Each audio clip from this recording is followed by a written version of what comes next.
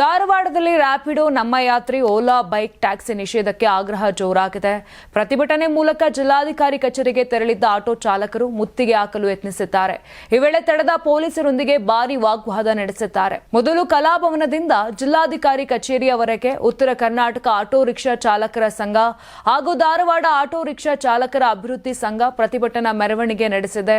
ಹಲವು ಬಾರಿ ಮನವಿ ಮಾಡಿದ್ರೂ ಅಧಿಕಾರಿಗಳು ಯಾವುದೇ ಕ್ರಮ ಕೈಗೊಂಡಿಲ್ಲ ಎಂದು ಆಕ್ರೋಶ ಹೊರಹಾಕಿದ್ರು. ಬಳಿಕ ಜಿಲ್ಲಾಧಿಕಾರಿಗಳನ್ನ ಕರೆಸಿ ಎಂದು ಪೊಲೀಸರನ್ನೇ ತರಾಟೆಗೆ ತೆಗೆದುಕೊಂಡಿದ್ರು. ಒಟ್ನಲ್ಲಿ ಧಾರವಾಡದಲ್ಲಿ ಪ್ರತಿಭಟನೆಗಳ ಕಿಚ್ಚು ಹೆಚ್ಚಾಗಿದೆ.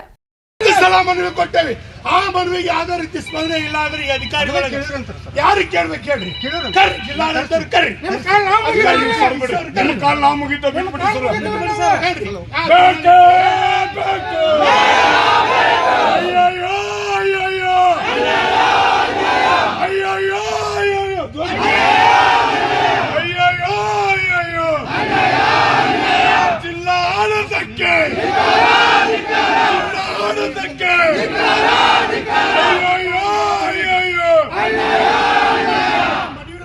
ಇಲ್ಲೇ ಕುಂದಿರ್ತೀವಿ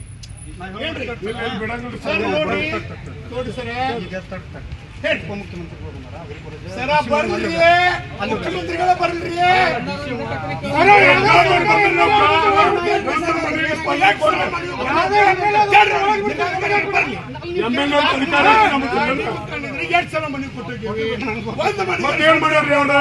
ಏನು ಮಾಡಿದಾರೆ ಅಧಿಕಾರಿಗಳು ಬೇಕಲ್ಲ, ಅಧಿವೇಶನ ಹೋಗೋದಲ್ಲ, ಇಲ್ಲಿ ಬಂದು ಕಷ್ಟಗಳು ಏನ್ ಕೇಳ್ಬೇಕಿಲ್ಲ ಹೇಳ್ರಿ. ಏನ್ ಮಾಡ್ತಾರ ಬೆಳಗಾವಿ ಅಧಿವೇಶನದಲ್ಲಿ ಕಿಸಾಗಿತ್ತಾರೋ?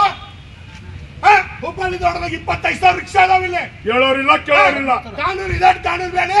ಗಾಡಿ ಓಡಿಸಿದ್ರು ಕೂಡ ಯಾರು ವ್ಯಾಪಾರ ಮಾಡ್ತಾ ಇಲ್ವ? 8 ಸಲ ಮನೆ ಕೊಟ್ಟೋಗೋದು ಹೇಳ್ರಿ ನೋಡ್ರಿ. ನಂಗೆ ನಾವು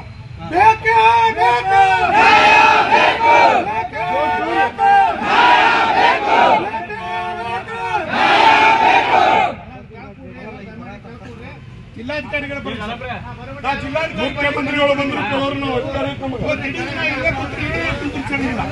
ಜಿಲ್ಲಾಧಿಕಾರಿ ಸಚಿವರಿಗೆ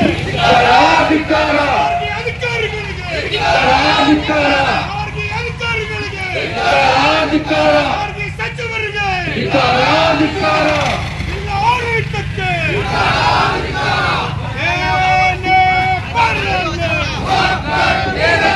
ನಾವು ಯಾತ್ರಿ ಬಂದ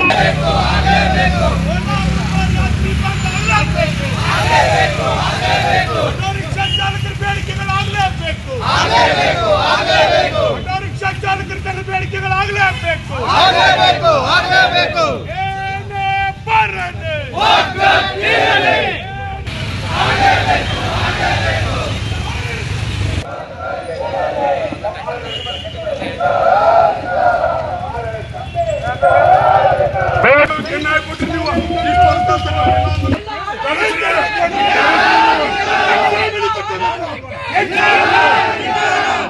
ಸಲ ಮನವಿ ಕೊಡ್ಬೇಕು, 8 ಸಲ ಬರ್ಬೇಕು, ಇಲ್ಲ ಅವ್ರು ಹೊರಕರಿ. ಯಾರಾಗ್ತಾರೆ ಎಂಎಲ್ಎ ಅಭ್ಯರ್ಥಿ 2028 ಶೀಘ್ರದಲ್ಲೇ. ಪ್ರತಿದಿನ ಒಂದೊಂದು ಕ್ಷೇತ್ರದ ಟಿಕೆಟ್ ಆಕಾಂಕ್ಷಿಗಳ ಸಂಪೂರ್ಣ ಮಾಹಿತಿ ಪೊಲಿಟಿಕಲ್ ಜರ್ನಲಿಸ್ಟ್ ಕೆಎಂ ಶಿವಕುಮಾರ್ ಅವರಿಂದ. ಕರ್ನಾಟಕದ ನಂಬರ್ 1 ಡಿಜಿಟಲ್ ಮೀಡಿಯಾ ನಿಮ್ಮ ನೆಚ್ಚಿನ ಕರ್ನಾಟಕ ಟಿವಿಯಲ್ಲಿ ಮಾತ್ರ.